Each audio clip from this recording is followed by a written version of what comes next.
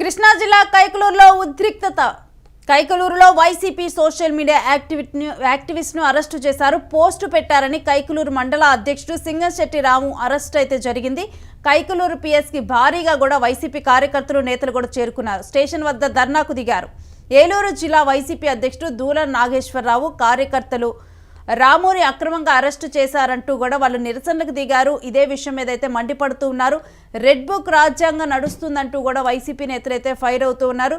Social media మనం గత కొంతకాలంగా చూసిన సోషల్ మీడియా అంశంలో కూడా అరెస్టులు అనేవి కొనసాగుతూ ఉన్నాయి. ఇప్పుడు మరలా కూడా కృష్ణా జిల్లా కైకలూరులోనైతే ఉద్రిక్త పరిస్థితి ఏర్పడింది. సోషల్ మీడియా అరెస్టుతో కైకలూరులో YCP social media activist arrest వ్యవహారంతో కూడా ఇప్పుడు మరోసారి ఉద్రిక్త వాతావరణం ఏర్పడింది. అక్కడ మరొకసారి కూడా ఈ సోషల్ మీడియా అంశము, సోషల్ మీడియా కేసుల అరెస్ట్ అనేది కూడా తెర మీదకి రావటం అనేది జరిగింది. కైకలూరు మండల అధ్యక్షుడు సింగంశెట్టి రామును అరెస్టు చేశారు.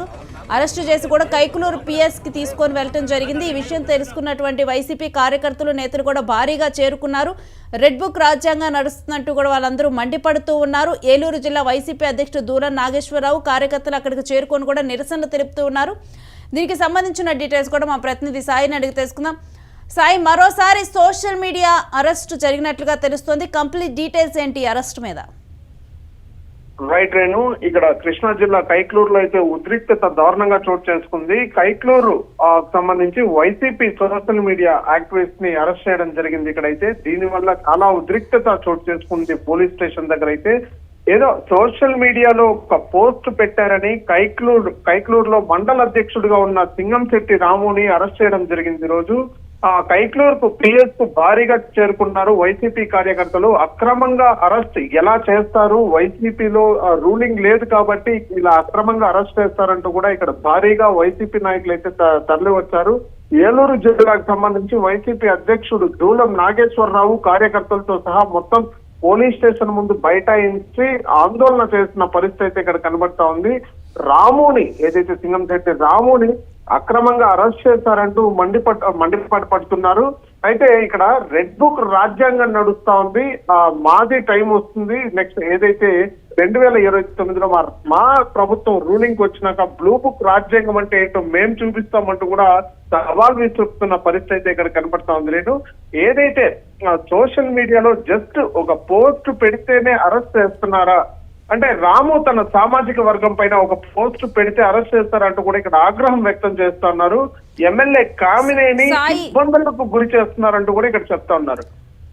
ఇప్పుడు అరెస్ట్ చేసినటువంటి వ్యక్తి రాము కూడా ఎటువంటి పోస్టును పెట్టడం జరిగింది, దాంట్లో ఏం పేర్కొన్నారు? కేవలం ఒక పోస్ట్ కోసం అరెస్ట్ చేశారా, లేకపోతే గతంలో ఉన్నటువంటి కొన్ని పోస్టుల విషయంలో అరెస్ట్ చేశారా? ఈ మధ్య కాలంలో సోషల్ మీడియా వైసీపీలో ఉన్నటువంటి సోషల్ మీడియా యాక్టివిస్టులు ఎవరైతే ఉన్నారో వాళ్ళు అరెస్ట్ చేస్తూ ఉన్నారు. గతంలో భువనేశ్వరి మీద కూడా అసభ్యకరంగా పోస్టులు పెట్టినవి, అవన్నీ కూడా అంశాలను ఇప్పుడు తెర మీదకి తీసుకొని వస్తున్నారు. ఇప్పుడు ఆ క్రమంలో అరెస్ట్ అవడం జరిగిందా? తాజాగా ఏమైనా పోస్టులు పెట్టడం జరిగిందా ఏంటి? అయితే తాజాగా కూడా ఇలాంటి ఏదైతే వాళ్ళ నివసిస్తున్నారో కైకలూరుకి సంబంధించి ఏదైతే అభివృద్ధి కార్యక్రమాలు కానీ ఇవన్నీ కూడా జరగలేదంటూ పోస్టులు పెట్టడం జరిగింది.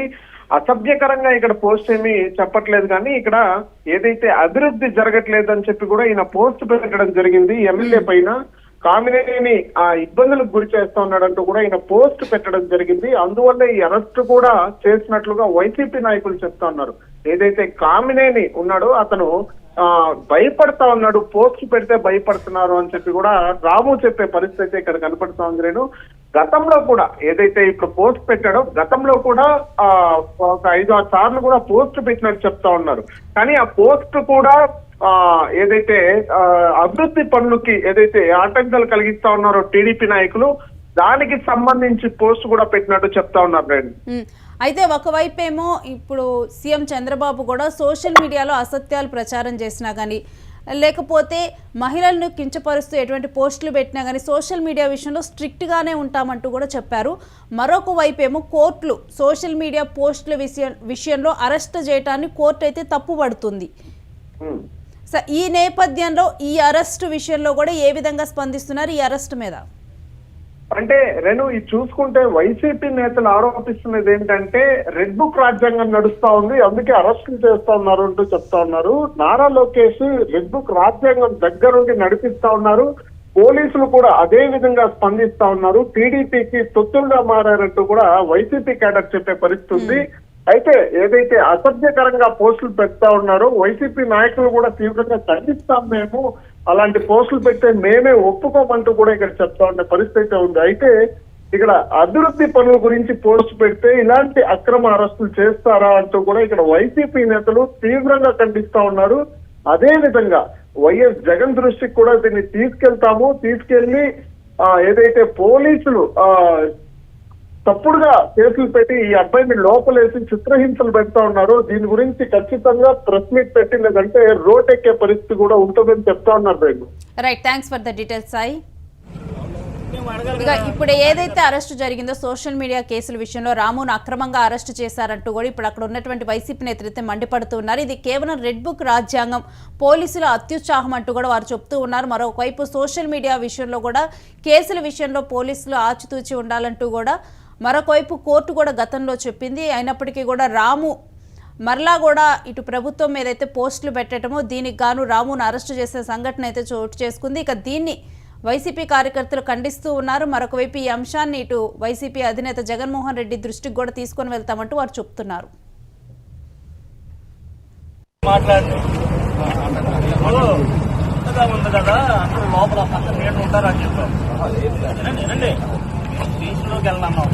లోపలికి వెళ్ళాం, అధికారులు వచ్చారు, మేము వస్తాం, లోపల నేడుగా ఉంది కదా లోపల ఉంటాం అని అన్నాం.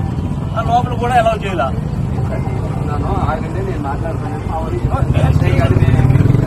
కాదండి, మేము బయటకు రావట్లేదు కదా, ఆఫీస్లో రానన్నాం. మీరు రాంది ఆఫీస్లో రానన్నాం. మరి మీరు ఉన్న సిఐ గారు మీరందరూ కూడా ఏకపక్షంగా ఏదో